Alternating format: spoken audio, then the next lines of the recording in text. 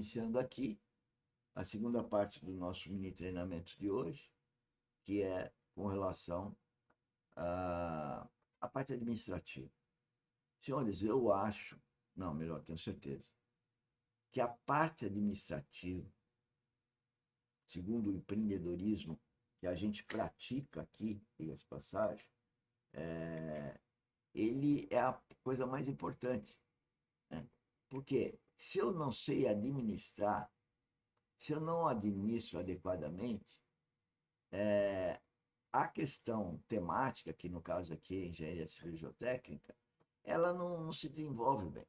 E vamos ver algumas coisas onde a palavra administração foi muito colocada na Bíblia com muita convicção, não é convicção, com muita ênfase, né? Que é o seguinte: Jesus Cristo, aos 12 anos, ele chega para os pais e fala que cabia para ele cuidar dos negócios do pai. Bom, cuidar é administrar.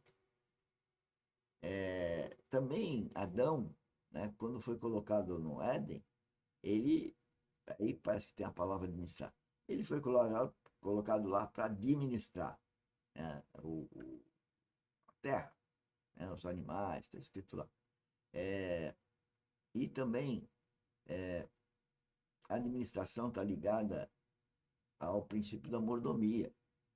O princípio da mordomia fala que nós temos que administrar o nosso corpo, administrar a nossa saúde, administrar a alimentação, administrar o relacionamento homem-mulher, administrar com filhos, etc, etc, etc. Então, administrar é a questão mais importante primeiro.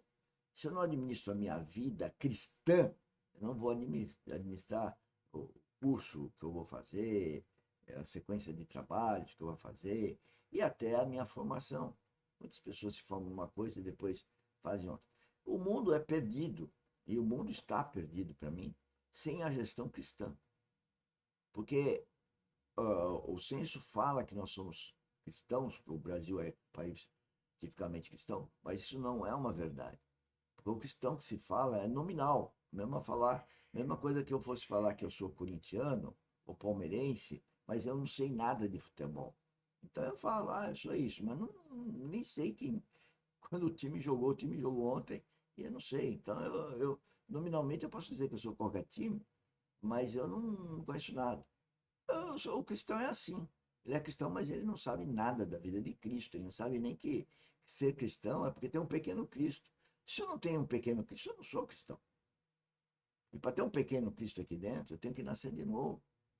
Porque o pequeno Cristo é espiritual em nós. Mas espiritual é uma realidade. E aí começa toda a confusão. Mas sendo mais objetivo aqui, é, e sempre objetivo no seguinte sentido temático, né? Do plano horizontal, mas sem o plano vertical, o plano horizontal não funciona. Nós estávamos falando de K, né? Do markup. Falamos já do markup. Como que eu vou fomentar o empreendedor geotécnico? Isso está na primeira reunião nossa, sistêmica. A primeira coisa que qualquer um deve saber é precificar. A escola de engenharia ensina? Não. Você vai trabalhar numa empresa, os caras querem que você faça a conta, cálculo, dimensionamento. Isso os engenheiros civil, né? Mas ninguém ensina a precificar. Então tem muito empresário que não sabe nem precificar, né? E de repente pode ganhar dinheiro porque está tendo um esforço descomunal. Eu conheço um caso onde que a pessoa faz um esforço descomunal e aí o que acontece? Ela faz um bom negócio, né? Porque ela não sabe fazer preço. Então, o trabalho descomunal dela é porque ela tem saúde hoje para o trabalho descomunal, mas e aí amanhã? Cadê a capacitação dos outros? Porque o sistema cristão, a gente tem que capacitar os outros. É por isso que nessa reunião, nessa primeira reunião, a gente fala de precificação, capacitação, está lá em cima, ó, o relatório de produção da pessoa para ver como ela está na produção e o resultado do relatório de produção. Então, nós estamos focados no cara que nós estamos fomentando. A primeira coisa que tem que fazer é como faz custo. Como ele faz o custo dele, como ele faz o custo da empresa. Tá? Então, aí tem que entrar todas as questões que compõem o carro. E eu, eu, eu tinha a cultura de fazer isso, junto com o administrativo, e não conseguia passar para frente. E eu ainda não consigo, porque as pessoas não assimilam isso. Bom, outra coisa aí importante, é essa faixa que está em verde, esses custos, eles têm que ser monitorados, né? O custo administrativo tem que ser monitorado. E depende do setor. Tem setor que gasta mais administrativamente, tem setor que gasta menos. Tem setor que tem equipamento, então tem manutenção do equipamento. Tem a manutenção do prédio. Tem os insumos que gastam, tem setor que tem insumo, outro setor não tem insumo nenhum, né? Porque os setores são basicamente, aí eu pus um, dois, três. O setor um é sondagem de coleta de amostra, o 2 ensaios de laboratório, o 3 é projeto. Mas nós temos 8 setores, né? Cada um tem uma característica. Agora, se a pessoa não faz os preços, ela vai dar com os burros na água. Então, aqui está alguns exemplos, né, de, de, de valores que têm que ser controlados, né? Por exemplo, aqui não está se colocando manutenção em insumo, porque isso é terceirizado, a empresa que nós estamos terceirizando que vai ter esses custos, né? Aqui está o fundo de reserva. Esse fundo de reserva, recentemente alguém fez uma observação, que está fundo de reserva barra lucro, isso está errado, né? A pessoa observou muito bem, né? Mas a pessoa também se surpreendeu porque eu falei assim, olha, mas você participa dos lucros. A pessoa achou que não participava. Participa. Quem trabalha conosco participa dos lucros. É como se fosse um sócio, né? Mas as pessoas não entendem, porque o mundo não é assim. O mundo é uma pessoa empregada, tem que trabalhar tantas horas. Não, para mim é produto. Você recebe por produto, não é por tempo, né? Às vezes a gente usa, às vezes não. A gente tem que usar o tempo, né? Nós temos lá a PTEC e o RP, porque a PTEC é um planejamento das horas que você vai gastar, porque eu preciso saber as horas para poder fazer custo. Mas eu não pago horas, eu pago o produto. E as pessoas têm dificuldade de entender, sabe por quê? Porque o sistema está todo corrompido. Esse mundo está corrompido. Esse mundo jaz no maligno. E por isso a dificuldade do nosso projeto. Mas afinal são 35 anos de sucesso, graças a Deus, não é? Graças à minha pessoa. Eu simplesmente estou sendo obediente a Deus. Obediente. Só Deus sabe o quanto não sou que eu sou desobediente.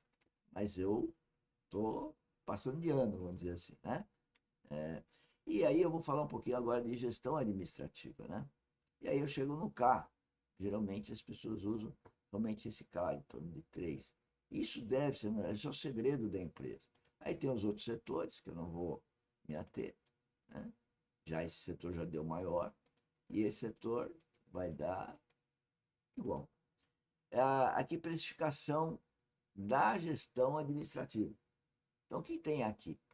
Aqui, na verdade, hoje, né, esses itens todos aqui são as reuniões. Não, R1, R2, R3, R4, até R14. Ou seja, o que eu fiz? Eu peguei todas as questões administrativas e separei no Teams como reuniões específicas. É, primeira RICIS, segunda RICIS, terceira RICIS, e pus o escopo de cada uma delas. Para quê? Para poder quantificar horas em cada uma delas e para, através do monitoramento de horas, ver o custo que aquela RICIS tem para ganhar pelo produto. Você precisa administrar isso, você ganha tanto, né? E o que é mais fácil para nós, como nós não temos esse monitoramento, veja, 35 anos eu não consegui fazer isso, porque o mundo me atrapalha, né? A gente tem muita dificuldade. Agora veja, então, a saída para isso, é a porcentagem do faturamento. Então você arbitra a porcentagem do faturamento, desde que no máximo seja de 10%, porque está no K. Então eu não posso gastar mais do que 10% do meu faturamento para administrar. Então, se nesse mês eu gastei 100 mil, eu tenho 10 mil para administrar. Se nesse mês eu tenho, faturei 5 mil, 50 mil, eu tenho 5 mil para administrar. Tá? Então, o administrador, ele tem que procurar faturar. Se ele não fatura, ele não ganha. Agora, essas porcentagens aí, então, é para colocar por reunião. R1, 1, 2, 3, 4, até a 14, quanto gasta. E distribui a porcentagem. Depois monitorar essa porcentagem. Por isso que tem que ter o controle de horas. Ontem mesmo eu peguei uma coisa escandalosa, é que as pessoas querendo faturar por horas. Não, não pode. Inclusive, faturar por horas leva a uma outra questão espiritual muito grave, que as pessoas acabam sendo mentirosas. Fala que trabalhou, trabalhou, trabalhou, trabalhou, e não é bem verdade, né? Então, nós temos que tomar cuidado, está ligado à lista de produtos, e nós estamos trabalhando nisso nesse momento. E sempre vão trabalhar, porque sempre vai ter uma pessoa nova que vai criar problema, ou a pessoa antiga que sempre criou problema, e a gente tem que estar enfrentando o inimigo através dessa pessoa. Porque a pessoa é boa, né? Mas a questão é o inimigo nela que não é fácil.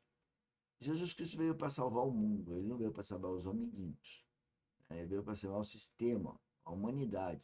Mas poucos escolheram. E isso está na Bíblia.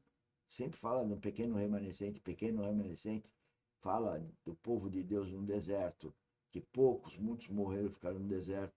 Enfim, isso já é ponto passivo para quem estuda a Bíblia. Bom, então vamos para a nossa terceira parte aqui, que é a